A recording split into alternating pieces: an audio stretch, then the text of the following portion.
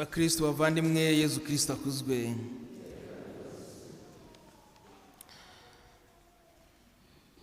Uyu munsi nkuko mwabyumvise, twumvise ijambo ry'Imana dukunda kumva inshuro nyinshi iyo turi gushyingura abapfuye. Ivanjiri ikunda kugaruka, ariko kuri uyu munsi ntabwo turi buzirikane cyane ku rupfu, ahubwo turazirikana ku kwemera.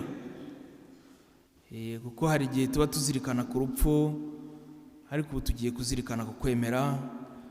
Mu nyigisho nise ukwemera Kristo, intsinzi ku rupfu no ku byago by'ubuzima.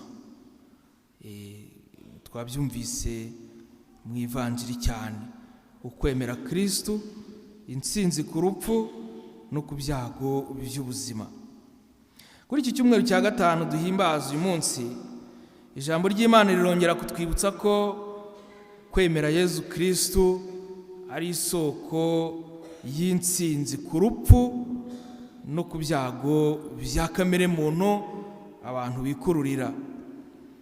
Uyu munsi twumvise amasomo atandukanye atwereka ko Imana ishobora kudukura mu mva.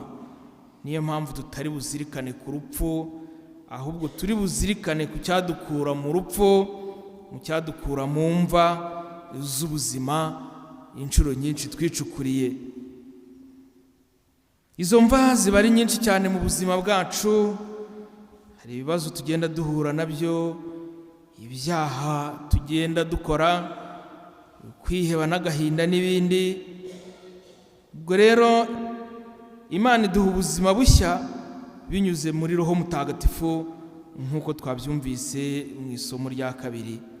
Inkuru ya Lazaro, isezerano rya Ezekiyeli n'amagambo ya Pawulo Mutagatifu biratwibutsa ko kwizera Kristo bidusubiza mu buzima kandi biduhesha icyizere cy'ubuzima buzahoraho. Mu isomo rya mbere, ijwi ry'umuhanuzi Ezekiyeli, Nyagasani arasezeranya izuka ku muryango we. Arababwira ati, ngiye gukingura imva zanyu, nzabavanemo mwebwe umuryango wanjye, maze nzabagarure ku butaka bwa Isiraheli. Nzabashyiramo umwuka wanjye mubeho, maze mumenye ko ndi Uhoraho. Nyagasani rero arasezeranya abamwemera imbaraga zibakura mu rupfu, aho Imana irimo kuvuga ko ku bantu bari baracitse intege, abantu bumvaga nta cyizere bagifite cy'ubuzima buzahoraho, abantu bari bameze nk'abapfuye mu mutima, Imana ikabemerera ko bagiye kongera kubaho, maze bakabaho koko nk'umuryango w'Imana. Ariko Imana irabizeza ko izabaho ubuzima. Ibi bitwigisha ko niyo twaba turi mu bibazo, mu byaha cyangwa mu kwiheba, ishobora kudukura muri iyo mva tukongera kubaho neza. Ni kubw'ijambo ryayo, kuko iravuga bikaba, nk'uko yavuze umunsi umwe natwe tukaba bazima tukaza mu mubiri. Natwe hari icyo Imana yadusezeranyije, hari isezerano twagiranye n'Imana, kuko twemeye kuba umuryango wayo binyuze muri batisimu twahawe. Guhera icyo gihe twabaye abana b'Imana, kandi koko turi umuryango w'Imana. Isomo rya kabiri, Pawulo Mutagatifu mu ibaruwa yandikiye Abanyaroma aratwibutsa ko ubuzima nyabwo buva kuri Roho Mutagatifu. Bityo udafite Roho Mutagatifu ntabwo aba yitwa umwana w'Imana. Aravuga ngo, uwazuye Yezu mu bapfuye azabeshaho imibiri yanyu yagenewe gupfa. Aha Pawulo Mutagatifu arerekana ko niba Roho w'Imana atuye muri twe, tudakwiye kubaho nk'abapfuye, ahubwo tugomba kubaho mu buzima bushya. Roho Mutagatifu niwe uduha imbaraga zo gutsinda icyaha no kugendera mu kuri mu buzima bwacu bwa buri munsi. Kugengwa n'umubiri ntago bivuze kubaho uri mu mubiri gusa, ahubwo bivuga ko tuzabaho mu buzima bushingiye ku kuri, ubuzima budashingiye ku cyaha, kubera ko ugengwa n'umubiri aba ari mu buzima bushingiye ku cyaha, kwikunda no kwitandukanya n'Imana. Ni ubuzima budaha Imana umwanya, aho icyifuzo cyangwa ibyifuzo bya kamere muntu biyobora umuntu ku giti cye, bikakuyobora maze ukabaho mu cyaha. Ni hamwe ubuzima bwa roho buba bwaracitse intege, ndetse atari ugucika intege gusa, ahubwo ugasanga ubuzima bwa roho bwarapfuye, ugasanga ubuzima bwacu bwa roho bwarapfuye. Ariko Pawulo mutagatifu aratubwira ati mwebwe ariko ntimugengwa n'umubiri, ahubwo mugengwa na roho, kuko roho w'Imana atuye muri mwe. Ngicyo ikiranga umukristo, nuko agomba kuba afite roho mutagatifu. Muri batisimu twakiriye roho w'Imana. Uwo roho ni nawe wazuye Yezu Kristo mu bapfuye, maze aza muri twebwe.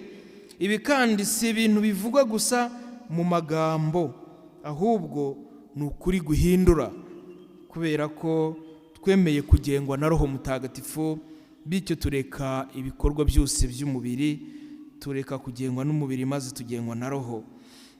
Niyo mpamvu Pawulo mutagatifu atubwira ngo wazuye Yezu mu bapfuye, natwe azatuzura. Iri ni isezerano, kuko Kristo yarazutse, azuka mu bapfuye, bityo natwe dufite ukwizera gukomeye ko tuzazuka mu bapfuye. Ubuzima bwacu ntabwo burangirira ku rupfu gusa, ahubwo ubuzima bwacu iyo dupfuye buhinduka bushya. Ubuzima bwacu ntiburangira, ahubwo buhinduka bushya. Twimura icyicaro maze tugaturana n'Imana, duhora twizera ko dukunda buri munsi. Bityo rero ubuzima bwacu bwa roho buze kuba ubuzima butacitse intege, ahubwo ubuzima buzima, ubuzima budapfa. Mu ivanjiri ya Yohani turabona inkuru ya Lazaro. Twese duhora tuyumva buri munsi, buri gihe. Hari inshuro nyinshi rwose tumaze kumva iyi vanjiri. Muri rusange turumva neza ko ukwemera ari wo muti wo kudapfa.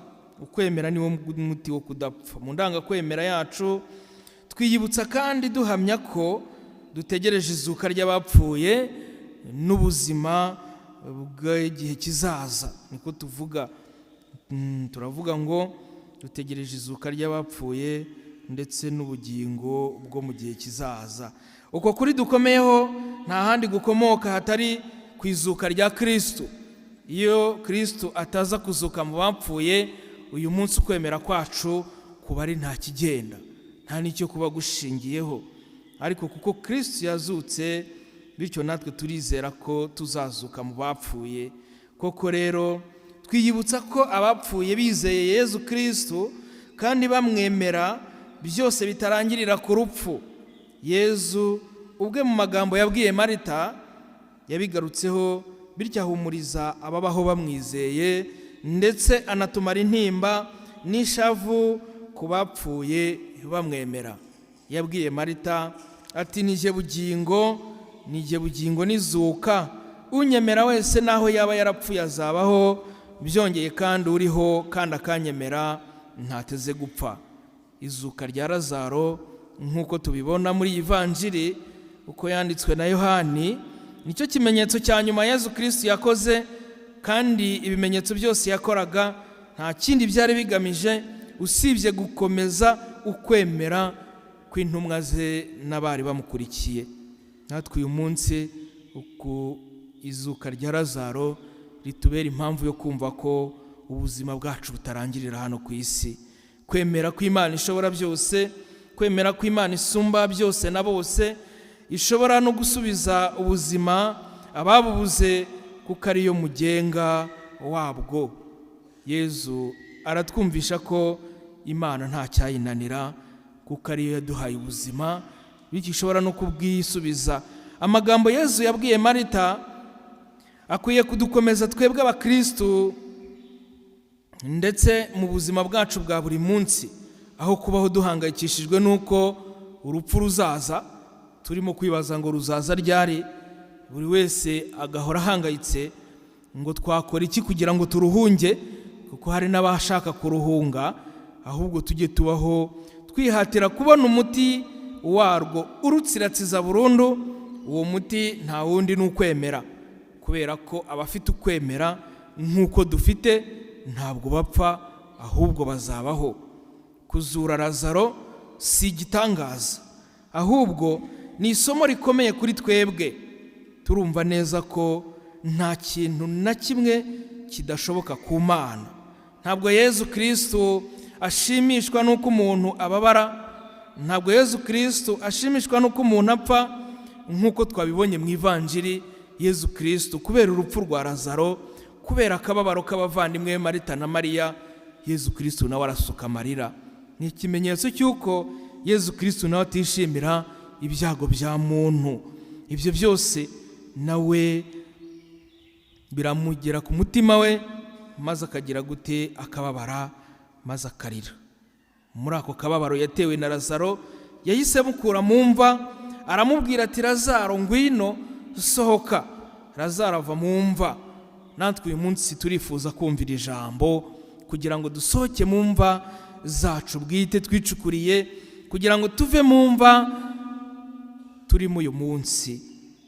Buri wese ashobora kwibaza ati uyu munsi ni iyihe mva ndimo kubarizwamo, nubwo ndi muzima, nubwo ndi umukristo, nubwo ndi umukarismatike, nubwo ndi umurejiyo. Uyu munsi hari imva naba ndimo kubarizwamo, imva y'icyaha, imva y'agahinda n'ihungabana, imva y'ubukene cyangwa kwiheba, imva y'urwango no kubura imbabazi. Waba ubarizwa muri izo mva, uyu munsi dusabe Yezu Kristo kugira ngo adukure muri izo mva, natwe twongere tube bazima. Imva y'inzika n'umujinya, imva y'ubujura n'ubugome, imva y'ubuhabara n'ubusambanyi, imva y'amagambo n'akarimi kabi. Uyu munsi waba ubarizwa muri imwe muri izo mva, kugira ngo dusabe Yezu Kristo atubwire ririya jambo yabwiye Lazaro ati Lazaro ngwino sohoka. Imva y'ubuhehesi, imva yo guca inyuma uwo mwashakanye, imva y'ubusinzi n'ubusambo, n'izindi mva nyinshi cyane twagiye twicukurira twebwe ubwacu. Aho tubarizwa uyu munsi, imva y'ingeso yakunaniye kuyireka, uyu munsi ukaba uvuga ngo ntabwo bishoboka, ntabwo bishoboka kubireka. Dusabe Yezu Kristo uyu munsi kugira ngo yongere nawe atubwire ririya jambo. Yezu aracyatubwira ati ngwino. Buri wese ashatse yashyiraho izina rye kugira ngo wumve ibyo Yezu Kristo akubwira uyu munsi kugira ngo usohoke. Ushatse wavuga ngo Yezu Kristo ari kuvuga ati Gaspari ngwino sohoka, nawe shyiraho izina ryawe. Arashaka kudukura muri ibyo byose, akadusubiza ubuzima nyabwo. Ariko hari icyo adusaba uyu munsi, aradusaba kwemera, nk'uko yabajije Marita ati ibi urabyemera? Nawe Yezu Kristo arabikubaza uyu munsi, arakubaza ute se wemera ko nshobora kuguhindura? Wemera ko nshobora kugukura mu mva? Wemera ko nshobora kugukiza ibibazo byawe maze ukongera ukaba mushya, nk'uko isezerano yadusezeraniye mu ijwi ry'umuhanuzi Ezekiyeli ati ngiye kubakura mu mva zanyu mwebwe muryango wanjye. Uyu munsi tumusabe natwe dukure mu mva zacu. Bakristo bavandimwe, muri iki gihe cy'igisibo ijambo ry'Imana riraduhamagarira gusubira ku ishingiro ry'ubuzima bwacu bwa gikristo. Ishingiro ry'ubuzima bwacu bwa gikristo nta rindi, ni ukwemera. Ni ukwemera. Turiyibutsa ko nubwo urupfu ruriho kandi rukadutera ubwoba, atari rwo rufite ijambo rya nyuma. Yezu ubwe yarabitwijeje atunyemera wese naho yaba yarapfuye azabaho. Urupfu ntago rufite ijambo rya nyuma ku buzima bwacu, ahubwo rudukingurira umuryango w'ubuzima bw'iteka. Ibi bidusaba guhindura imyumvire, ntitubeho dutinya urupfu, ahubwo tubeho twizera uduha ubuzima budashira, ari we Yezu Kristo. Ntitubeho dutinya urupfu, ahubwo twizere uduha ubuzima ari we Yezu Kristo wazutse mu bapfuye, akaba natwe twizeye ko azatuzura umunsi umwe, azadukura mu mva zacu. Iki gihe cy'igisibo rero ni umwanya wo kwisubiraho, tukongera gushimangira ukwemera kwacu, tukareka gushidikanya no kwiheba. Ukwemera si amagambo gusa, ni ubuzima, ni ukwemera gufite ibikorwa. Pawulo mutagatifu aragira ati ukwemera kudafite ibikorwa uko nguko kuba kwarapfuye. Ukwemera nyako ni ukugira urukundo, ni ukwiringira Imana mu bihe byose, ariko cyane cyane mu bihe bikomeye. Iyo twemeye Kristo mu by'ukuri, urupfu ntirudutsinda, kuko duhabwa ubugingo bushya butangirira hano ku isi bugakomereza mu buzima bw'iteka. Bavandimwe, ndabibutsa ko kujya mu ijuru birashoboka, ariko ntabwo tuzarijyamo twapfuye. Birasaba ko dutangirira kurijyamo hano ku isi. Buri wese ashobora gushyiraho ikirenge cye mu ijuru akiri mu buzima. Ibyo tutakoze tutarapfa, ntidutekereze ko tuzabikora twarapfuye. Ukwemera kwacu kuduhe kubaho koko twizeye ko tuzabaho ubuzima buzahoraho, atari ubuzima burangirira hano. Muri iki gitambo cy'Ukarisitiya dusaba Imana ukwemera gukomeye, kuko ari wo muti nyawo wo kudapfa. Yezu Kristo nibyo twumvisa, aratubwira ngo uwemera unyemera wese azabaho iteka. Niba dushaka kubaho, niba dushaka gukira ibyago byose, ukwemera ni umuti w'ubuzima. Nyagasani Yezu nabane namwe.